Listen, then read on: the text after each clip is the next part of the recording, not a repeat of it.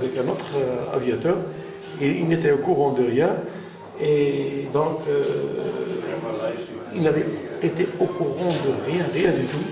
Donc il a été condamné à 20 ans injustement. Et voilà.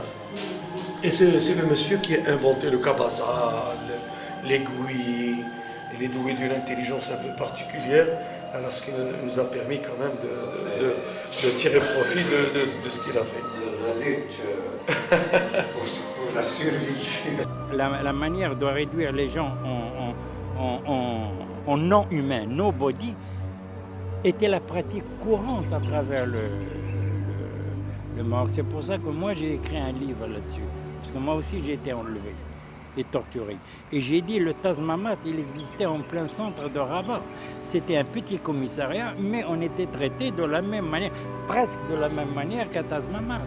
Ni droit, ni rien du tout, violé, sodomisé, etc., etc. Parce que c'est une structure du pouvoir. Le pouvoir ne peut pas, ce pouvoir marzani ne peut pas continuer sans la torture comme un de ces éléments. وغير واحد القضيه هذاك السن انتبهوا لها مزيان، وانا كندعو العالم، والله انا كندعو العالم وكندعو المنظمات كندعو اي واحد خصو ينظر لهذه المساله هذه. كيفاش كنشوفوا في رمضان الدروس الحسنيه الرمضانيه، وانا في نفس الفتره في رمضان نفسه وفي نفس الوقت كيدخلوا فيا القنينه. والله عار عار عار عار عار عار عار اخوتي عار عار عار عار عار اخوتي عار، والله لا عار بالله عار في نفس اليوم في نفس رمضان. دروس الحسنيه عبر الاقمار الصناعيه وعبر القنوات المغربيه، وانا كيدخلوا فيا القرعه الزاينه. ماشي عار والله لا عار اخوتي المغاربه عار.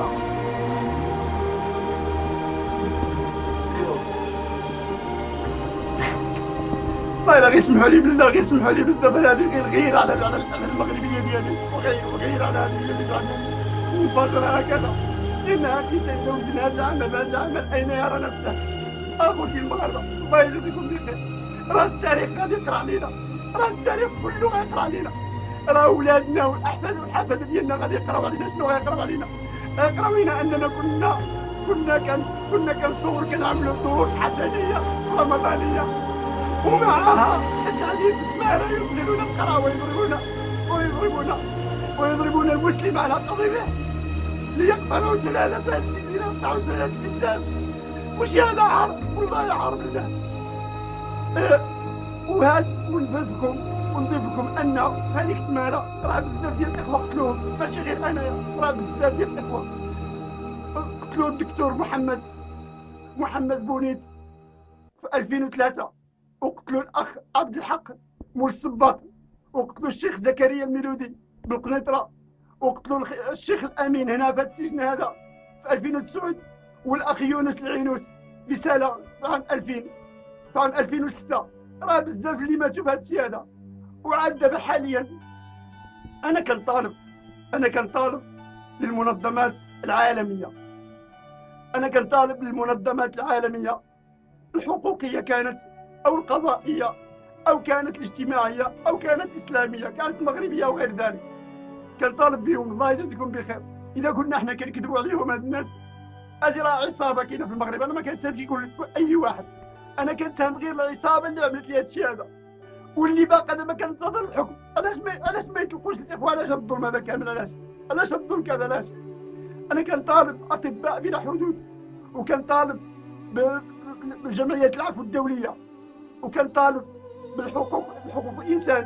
اي جمعيه كانت باش تجي للسجن وتشوف هذه الحالات اللي موجوده هنا معنا في السجن. والله اقسم لكم بالله العظيم ان اكثر من 150 شاب اسوأ من حالتي، اسوأ من حالتي. ولكن انا تشجعت وزولت من وجهي ديالي الحياه، وغامرت بنفسي وذكرت هذه المساله، لان هذه المساله هذه الانسان اللي كيذكرها كتاثر عليه، تاثر على اولاده، تاثر على اولاده، وتاثر على المجتمع ديالو والعائله ديالو. باش يقول الانسان انا اشنو قالي واشنو قالي واشنو قالي، راه صعب والله صعب. راه الاخوه هنا استحيوا يتكلموا، والله لا استحيوا يتكلموا بالله. انا كنطالب بهذه اللجان الطبيه باش تجري خبره طبيه على هاد الشباب هادو الموجودين هنايا معنا. انا هادو اللي شفتهم، اما اللي كيحكيو عليهم في السجون الاخرى الله اعلم بهم. يجيو يشوفوا هاد المناكير اللي عاملينها في الشباب المسلمين، في الشباب المغاربه الاحرار. علاش؟ Droit ni rien du tout, violer, sodomiser, etc., etc. Parce que c'est une structure du pouvoir. Le pouvoir ne peut pas, ce pouvoir makhzanien ne peut pas continuer sans la torture comme un de ses éléments fondamentaux. محمد الغالو هذا كان هو رئيسي في المصلحة التي كنت أشتغل فيها في أهرمون. كان رئيسا؟ نعم رئيسي مباشر، وكان صديقي في آن واحد، جمعتنا صداقة كبيرة. كانت رتبته إيه؟ ملازم أول. هذا الرجل كان يسكن الزنزانة رقم 2. لما سمع بأن شاع خبر بأنهم سيفتشوننا كسر الراديو الترانزستور الصغير الذي أتى به وخبأه في ثقب المرحاض. سنة كام هذا؟ يعني أقول سنة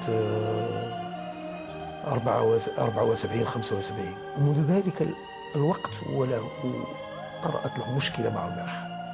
كلما أراد أن يتبرز كان المسكين يتعذب عذابا كبيرا لكي يمرر النفاية، وأصابه نوع من الهوس. كان يقضي سحابة يومه باحثا عن تلك القطع المكسرة، يحاول استخلاصها من الثقب حتى يمرر حتى كان اليوم سحابة يوم يقضيها مع البرد. يعني البرد فعل به الأفاعيل، فأصابه الروماتيزم في ركبتيه، وانتهى به المطاف إلى الشلل التام. شللا تام بخلاف ما عدا يده اليمنى التي كان يحركها، فكان مسجى 24 ساعة 24 ساعة، والتصق لحمه بالإسمنت، وكان يتبرز في يعني يقضي حاجته في مكانه. كم سنة؟ وتخيل سنين طويلة.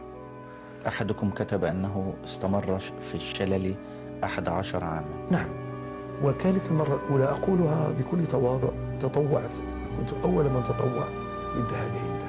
توسلت إلى الحراس كي أذهب عنده، فذهبت عنده ولا أكتمك أنني بمجرد ما دخلت إلى الزنزانة حتى وصلت إلى الباب بدأت أقيق بالباب، لأني أنا عرفت رائحتي بالأحرى رائحة صديقي. مكثت معه شهرا في الزنزانة؟ في الزنزانة مكثت معه شهرا، وقمت بما حتى تخدمه خدمته طبعا، وخففت عنه، وطبعا نظفته. كيف كانت حالته النفسية؟ مرتفعة، شيء غريب. لو سمعته يتكلم ويغني ويضحك لقلت أنه يتعشى بأفراح الحنان. ليست في نبرة صوته شيئا من الوهم.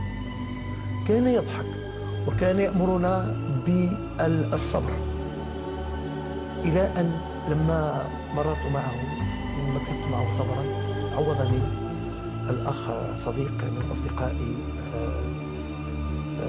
الصدقي عبد الرحيم الصدقي، عوضني. وبعد ذلك سنة كام تذكر؟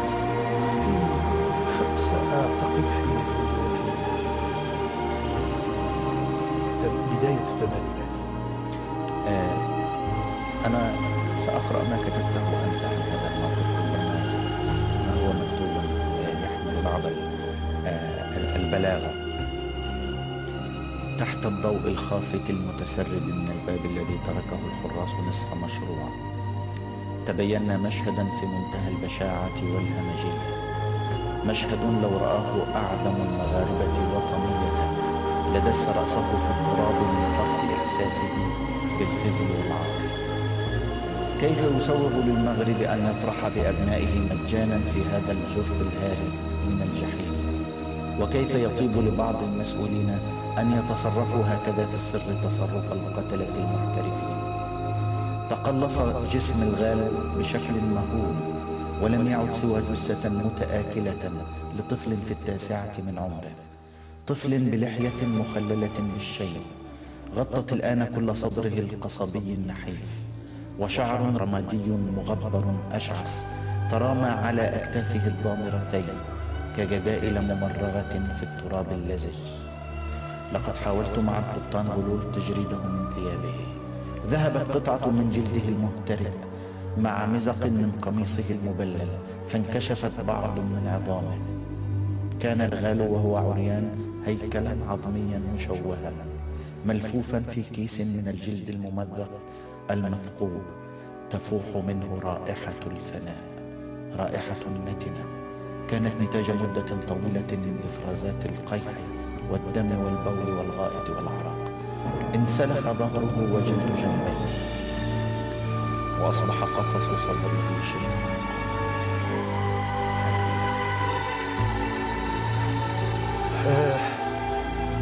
يعني في الحقيقة حين أتذكر محمد الغالو أصاب بالغثيان.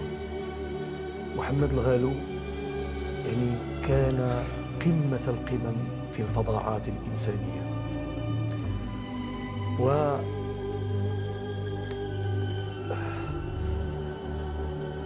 يعني أقف عاجزا، الكلمات تعوزني لكي أبرز الفظاعة التي مرها منها هذا الشخص.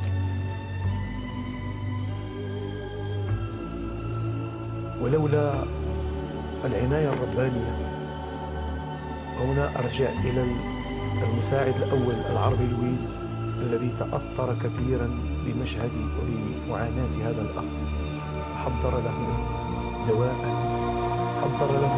دواء بلديا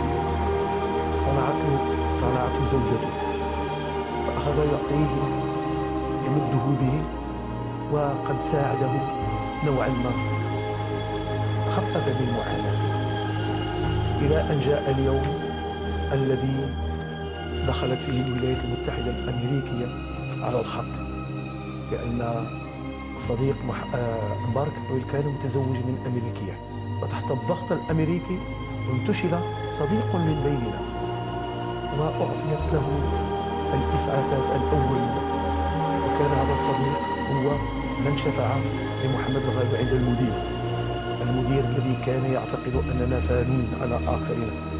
ولما فتح المجال لمبارك الطويل وأعطاه وأقنعه بإسعاف الغالو بشيء من الدواء، جاءت الإسعافات. يعني المدير قبل تحت ضغط مبارك الطويل وتحت ضغط الحراس الذين لم يعودوا قادرين على اشتمام رائحة الغالو، فعين تطوع أصدقاء لعبوا دورا يعني في منتهى الإنسانية، وأنا أحييهم، وهو الأخ محمد غلول والشاوي عبد الكريم الشاوي وأحمد بوحيدة، تناوبوا على التخفيف من عذاب أخينا الغالو، إلى بقوا معه إلى النهاية، إلى أن مات. توفي. النهاية كانت في 3 يناير عام 89 بعد 15 عاما من المرض و11 عاما من الشلل التام. توفي محمد الغالو في السجن. وأفتح هنا قوسا لأذكر بالدور الذي لعبه المرحوم أحمد بن عيسى الراشد بن عيسى. كان من أعظم الحراس ممن ساهموا في التخفيف عن كي يسكن في الزنزانة رقم 1. هو الذي كان يكره الحزن، فلما أتيحت له الفرصة لكي يساعد الغالو مكث معه ما يقرب من 2 سنين. وبن عيسى هذا كان سجالا وكان سائرا وكان ماهرا جدا بأصابعه، فطبعا خفف من معاناة الغالو.